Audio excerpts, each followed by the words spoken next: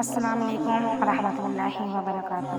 بسم اللہ الرحمن الرحیم۔ حضرت انس رضی اللہ تعالیٰ عنہ سے مروی ہے کہ جس نے وضو سے فارغ ہونے کے بعد سورہ انا انزلنا سورہ قدر ایک مرتبہ پڑھی وہ صدیقین میں داخل ہوگا، اور جو 2 مرتبہ پڑھے گا اس کا نام شہداء کے دفتر میں لکھا جائے گا، اور جو 3 مرتبہ پڑھے گا اس کا حشر حضرت انبیاء کرام کے ساتھ ہوگا۔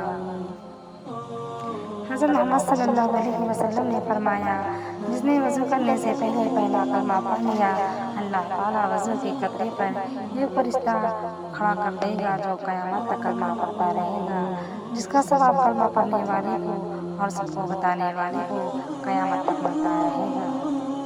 رسول اللہ صلی اللہ علیہ وسلم نے ارشاد فرمایا، جو شخص رات کو وضو کر کے سوئے تو ایک فرشتہ اس کے پاس رات گزارتا ہے۔ جب وہ شخص اٹھتا ہے تو وہ فرشتہ کہتا ہے، اے اللہ اپنے پناہ بندے کی مغفرت فرما کیونکہ وہ وضو کر کے سویا ہے۔ رسول اللہ صلی اللہ علیہ وسلم نے ارشاد فرمایا، جو کسی تنگ دست کو مہلت دے یا اس کو معاف کر دے، اللہ تعالیٰ اس کو قیامت کے دن اپنے عرش کے سامنے کی جگہ دے گا، جس دن اس کے سائے کے علاوہ کوئی سایہ نہیں ہوگا۔ رسول اللہ صلی اللہ علیہ وسلم نے ارشاد فرمایا، جو بھی لڑکا اپنے ماں باپ کو محبت اور احترام کی نظر سے دیکھتا ہے تو اللہ تعالیٰ اس کی ہر نظر کے بدلے ایک نفلی مقبول حج کا ثواب دیتا ہے۔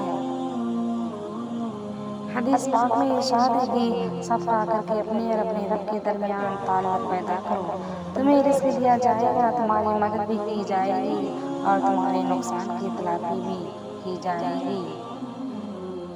نبی کریم صلی اللہ علیہ وسلم نے ارشاد فرمایا، جو کسی مومن کی کوئی دنیاوی تکلیف دور کرے، اللہ تعالیٰ قیامت کے دن اس کی بڑی مشکل آسان فرما دے گا۔ رسول اللہ صلی اللہ علیہ وسلم نے ارشاد فرمایا، جو مسلمان مجھ پر درود پاتا ہے اس کے لیے فرشتے استغفار کرتے ہیں۔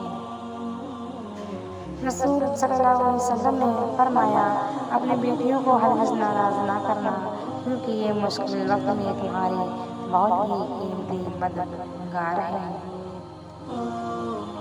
رسول اللہ صلی اللہ علیہ وسلم نے فرمایا، اگر تم اپنی غلطیاں کرو کہ تمہاری غلطیاں آسمان تک پہنچ جائیں مگر تم اس کے بعد توبہ کر لو، تب بھی اللہ سبحانہ وتعالیٰ تمہاری توبہ کو قبول فرما لے گا۔